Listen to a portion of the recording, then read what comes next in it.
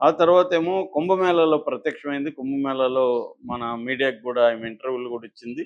So, దాని తర్వాత ఇప్పుడు కుంభమేళా ఒక పక్క జరుగుతుంది. యాక్చువల్‌గా ఫిబ్రవరి 26 వరకు, హ్మ్. జనవరి 13 నుంచి 26 వరకు 45 రోజులు కుంభమేళా ఉంటది. మామూలుగా అయితే ఇలాంటి అఘోరీలు, స్వాములు, సన్యాసులు, సాధువులు, నాగసాధువులు ఇలాగా దేశవ్యాప్తంగా కొన్ని లక్షల మంది సాధు సన్యాసులు అక్కడ ఈ ఉంటారు హ్మ్. ప్రధానంగా.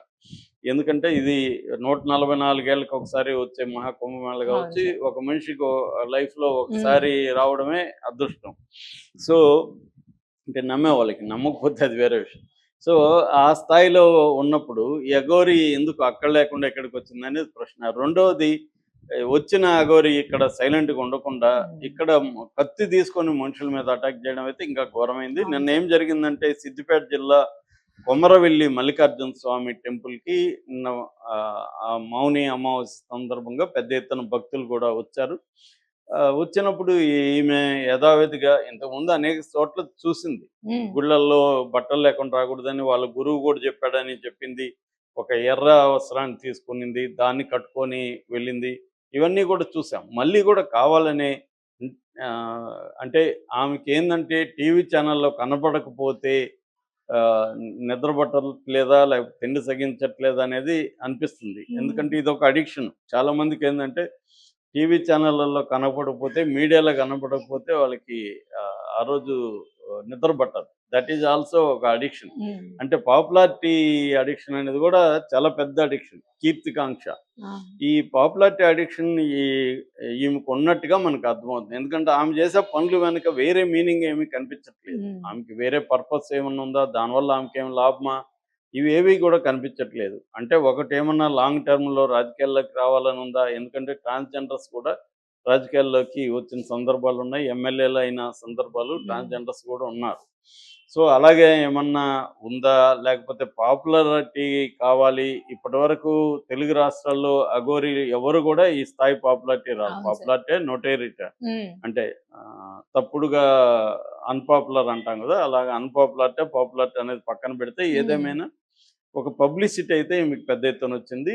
అది గ్యాపొచ్చేసి మళ్ళీ వచ్చింది. ఎందుకంటే వేరే రాష్ట్రాలు ఈమెను పట్టించుకోవు. ఈమె తమిళనాడు ఎళ్తుంది, మహారాష్ట్రలో వెళ్తుంది, మిగతా నార్త్‌లో ఉండే అక్కడెవరు హ్మ్. ఈమెను పట్టించుకోవట్లేదు. అక్కడ ఏమన్నా చేసినా గూడా మీడియా ఇంత ఇది చేయట్లేదు.